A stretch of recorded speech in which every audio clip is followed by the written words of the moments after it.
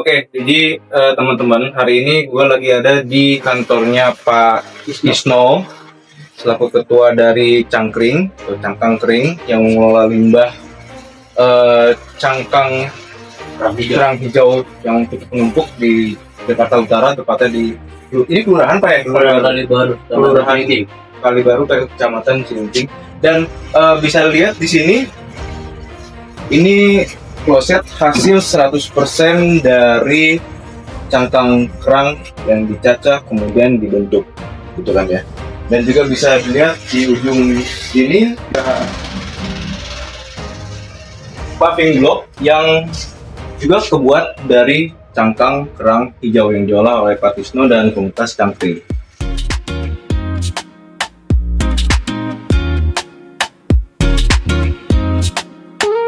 Gila, ini udah mulai rada tuh. Kan kita ngapain banyak dulunya di nih yang sudah siap nih. So itu kan lagi jemur. Nah, ini udah siap nih, mau caca. Tapi ini udah dalam posisi dulu ya. Jadi Iya, di apa ini? Enggak nih, itu tadi udah ya. bang, di lautnya masih dalam. Kita mau produksi kita harus milih.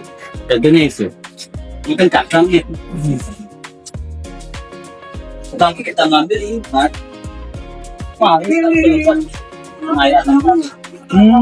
itu balik ini ayam ini jangan nih lu barang lagi bisa karena kita jemur guys sedikit biar dia lagi nanti baru kita mau sayapnya yang itu ayamnya dari mandi tetap ini pakai sebagai bahan nih api ya karena untuk mempermudah dia di kaca. Jadi memang ibu-ibu kerja untuk ngayak dulu ini cacanya. Nah itu hasilnya. Nah bahan tadi hanya untuk mempermudah saat masuk mesin penjajah ini yang mas pegang berat.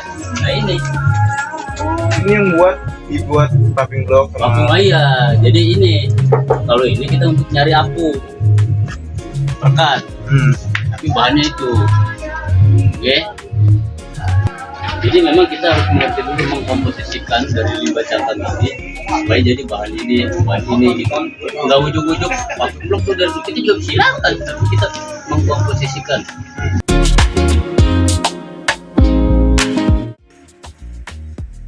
cangkang kerang yang udah kering tapi masih kadarnya masih tinggi Pak ya, masih cukup tinggi. Dan ini juga hasilnya.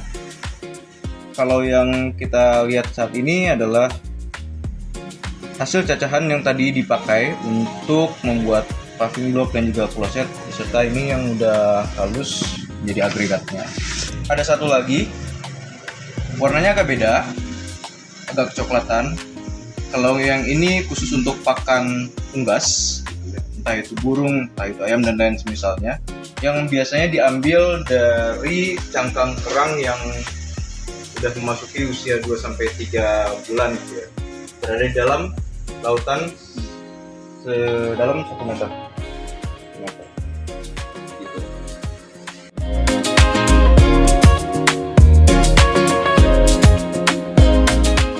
Ya kalau ini adalah alat yang digunakan oleh para nelayan untuk mengangkut hasil laut dari kapal, dari perahu ke daratan.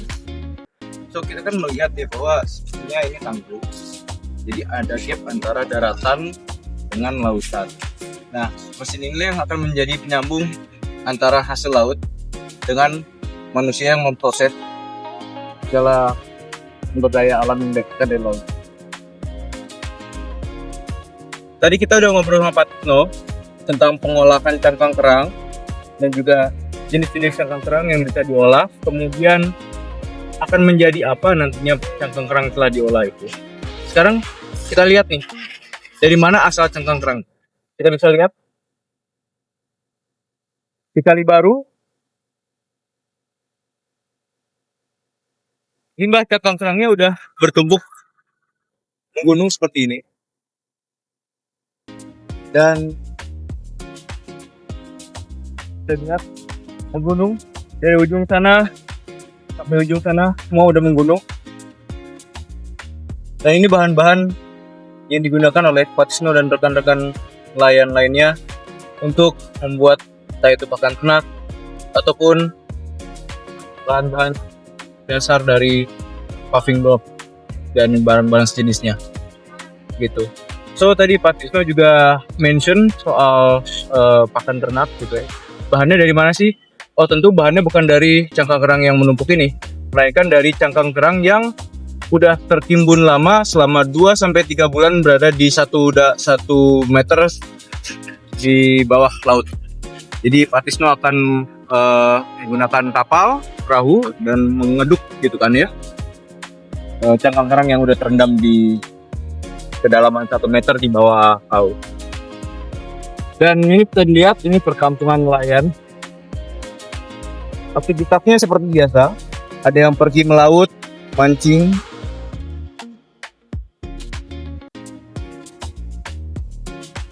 Pada awalnya para petani atau para nelayan di sini tidak serta-merta membudidayakan cangkang kerang. Nah, gagasan cangkang kerang menjadi bahan yang ekonomis itu sendiri dimulai ketika cangkang kerang dilihat menjadi sebuah masalah lingkungan. Jadi awalnya para nelayan menjual kerang-kerang yang didapatkan dari laut ke tengkulak. Tengkulak kemudian memprosesnya. Ya, apa yang diproses oleh tengkulak? Tengkulak akan mengambil daging dari kerang tersebut. Nah, pertanyaan kemudian adalah kemana perginya cangkang-cangkang kerang yang bisa dilihat itu? Bagaimana kalau bukan ke laut? Nah, apakah dulu seperti ini keadaannya? Tidak. Pak Tisno itu menjelaskan tadi bahwa sebenarnya ketika cangkang kerang dibuang ke laut, maka laut akan memprosesnya, alam akan memprosesnya, akan hilang sendiri. Cuman dalam beberapa tahun kebelakangan, ya perubahan iklim dan lain misalnya, pada akhirnya cangkang tersebut menepis, dan akhirnya menggunung seperti itu.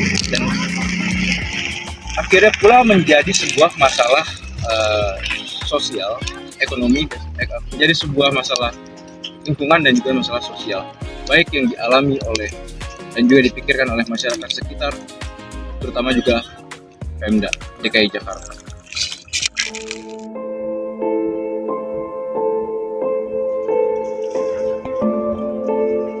Salam kenal, saya Pak Tisno.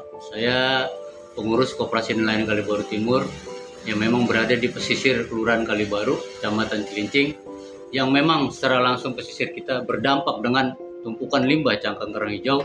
Kalau boleh lihat, dilihatnya tumpukan, tapu itu permata, tapi itu diamond, mutiara yang terpendam yang memang harus dikelola dengan baik, terus hasilnya bisa menghasilkan jadi paving block, kloset, tapi niatnya harus diproses dengan baik juga.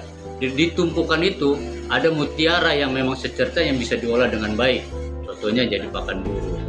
Boleh, jadi Pak Tisno mengharap harapan ke depan kami dari tim Cangkring sedikit ada perhatian dari teman-teman yang ada niatan perlu atau dengan produk-produk Cangkring yang dari limbah cangkang kerang hijau itu boleh put dari ke IG Cangkring.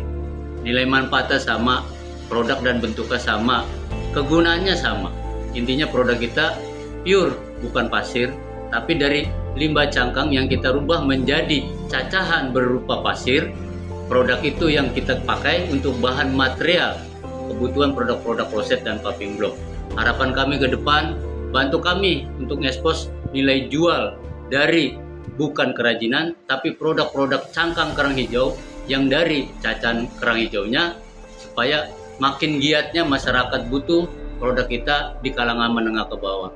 Kami berharap dukungan dari mikro-mikro kecil, kami juga berharap dukungan para donatur atau donor yang mempunyai anggaran untuk membantu kami di segi permodalan. Terima kasih sebelumnya. Saya Pak Tisno. Wassalamualaikum warahmatullahi wabarakatuh.